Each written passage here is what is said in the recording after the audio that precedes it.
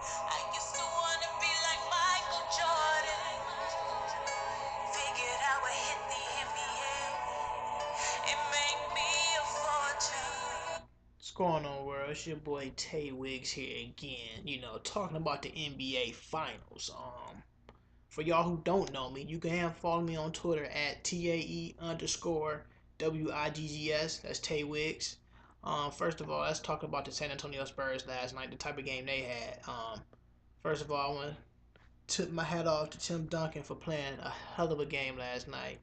The guy was just monstrous. 30 points and 17 rebounds. First half, just tearing the paint up. His name should have been Sherman Williams the way he was in there so much. He had 25 points at halftime and 7 rebounds. Big, big. And Kawhi Leonard, ain't much you can say about that guy. Guys play hard nosed D. He's there on every rebound, never gives up on the plate. He had at half, I think at halftime he had what, 11 points, I believe 11 or 13 points. Man, guy's awesome to do a lot. Ginobili had an okay. He was okay. Too many turnovers would kill them towards the end of the game. A lot of turnovers. He had 8 turnovers. I think he had 2 before the break. If the Spurs want to win this series, they gotta learn how to limit the turnovers. You know what I'm saying? Now you can't turn the ball over with a team like Miami Heat. That's a high power type offense. So every time you get a turnover, they're looking for the fast break. They looking for that dunk or that sports in the top 10 play.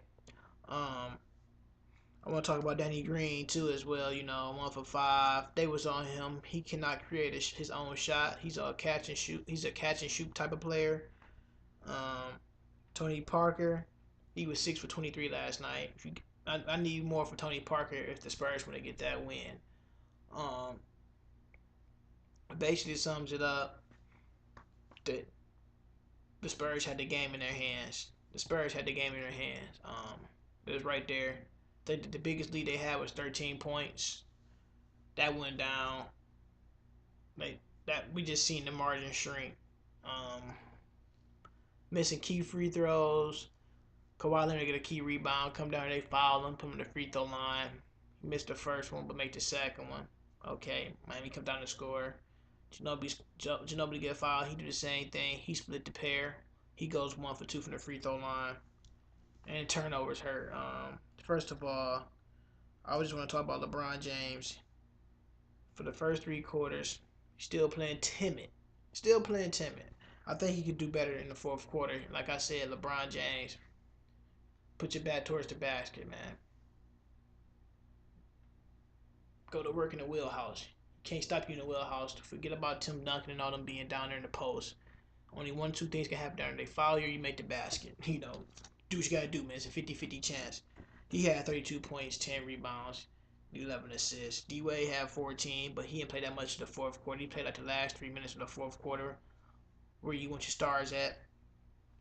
Chris Bosh. They never talk about this guy on their team. Never get him to get him to look like he's supposed. But in big games, when you need Chris Bosh to step up, Chris Bosh had 10 points, 11 rebounds, 2 blocks. Chris Bosh had the biggest rebound in the fourth quarter with was like 5 seconds left and kicked the ball out to Ray Allen. Ray Allen hit the dagger three. Anything you can say about that, you knew it was money when it left his hand. I mean, Mike Miller out here hitting shots with no shoes on. LeBron James losing headbands. I mean, LeBron James, that might be LeBron James' kryptonite, the headband. He might as well just go ahead, go ball, join the club like Mike, Charles, and Magic. Can't go wrong having the ball head, but you got you have to keep a hand keep a hand on Ray Allen. If you don't, it's going down for 3. Um, just the turnover ratio is the biggest thing that blows me. Sometimes the Spurs had 13 turnovers, but the Miami Heat had 15. It's a game. It's going to happen, but if you want to win games, you got to limit the turnovers. Points in the paint. That's what I'm talking about. The Spurs had 60. The Heat had 36. When you think of a team having 60 points in the paint, that team normally walks away with the win, with the W. Um, that's crazy. 60 points in the paint, 36 points in the paint. Man, that's video game stats. Tim Duncan was eating literally. 3-point percentage from the Spurs. They is 5 for 18. That's 27%. I didn't like that where they was coming off it off either, but the Miami Heat held it down big. Miami Heat was 57% from the 3-point line, 11 from 19. That's almost automatic. Um, LeBron James still plays scared to me sometimes in the fourth quarter. He's still not the word I'm looking for. He just plays sometimes like he just have a lot on his mind.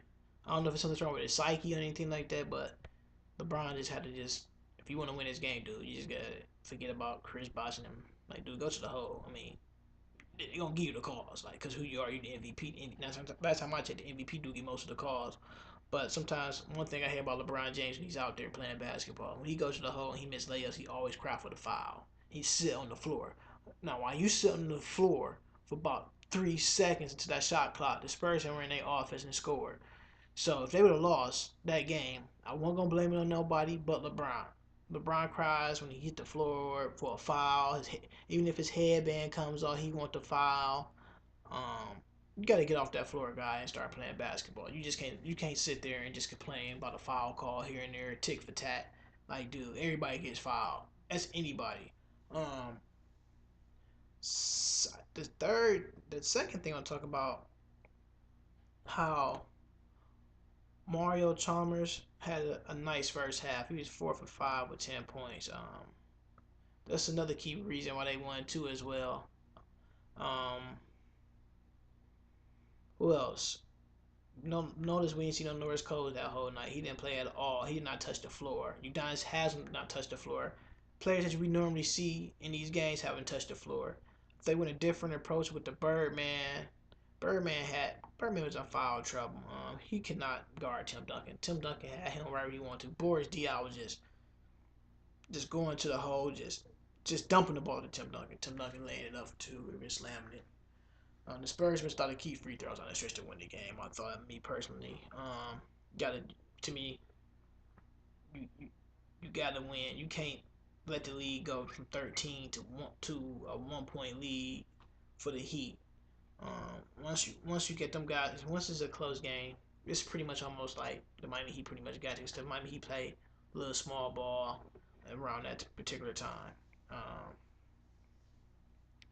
uh, Game 7 is going to be very interesting. We already know the Miami Heat fans are not that loyal to their team, as we seen. As their team was down by, I think it was like 15, no, it was 13. It was 13 points they was down in the fourth quarter with I think it was like 2 minutes to go. The fans started leaving. I mean, me personally, if my team make it to the NBA Finals and I paid that much money or that good money for them good seats, I'm staying there from beginning, from they hit the floor, when they lay up in the layup line, into the end. I'm leaving with a janitor's leave. It was 19,900 fans. A good third of them left. Once they went outside and checked their phones, they ran back in. I don't know what to tell you, Miami Heat fans, or them guys down there supposed to be Miami Heat fans. You can call them bandwagons. They looked at their phone and ran back in. Those not true fans. You can go anywhere around the world. You can go to anywhere around the United States. We could talk about true fans. First of all, foremost, the Cleveland Browns, Cleveland Indians, the Cavaliers fans, Pittsburgh Steelers fans, the Boston Red Sox fans, um, just the small major cities, the Indiana Pacers fans. Them fans is gonna be there no matter what. And the Packers fans, them fans gonna sit there. They gonna get their money's worth. They gonna stay there from the quadruple zeros to the other quadruple zeros. Miami Heat fans, I'm not real fans. Just let you know. I don't care who don't like it. That's why I'm keeping it like this. I'm keeping it real. If you didn't like it, just leave me a comment. You know, hit that button at the bottom. I'm here. Get a response. Send me a response so I can send you a response about who you think should win. But going into tomorrow's night's game, I wonder who you guys picking. What do you look forward to tomorrow night's game? Do you think Miami gonna wrap it up in Miami? Do you think San Antonio will wrap it up there? Do you think the Spurs will celebrate on their floor? Because I think tomorrow night is gonna be a nail biter. So come down like that once again. I think I'm gonna go on a limb saying that the San Antonio Spurs is gonna win this game tomorrow night by 4 points. MVP gonna be Danny Green. Danny Green will come off to a nice start. I'm predicting that Danny Green to have about 23 points. Tim Duncan right there with 17 points, probably about 15 boards in the block. Tony Parker gonna have another good game too. Tony Parker gonna have at least 14 to 10 with 3 steals. LeBron James gonna have another LeBron James night. He probably gonna have, if they want to win, he probably have to put up another triple double. I'm looking for to LeBron to have about 25 points tomorrow night, 10 rebounds and 8 assists in the block, a chase down block. Um, but like I said, I'm going with the Spurs to win this one. Um,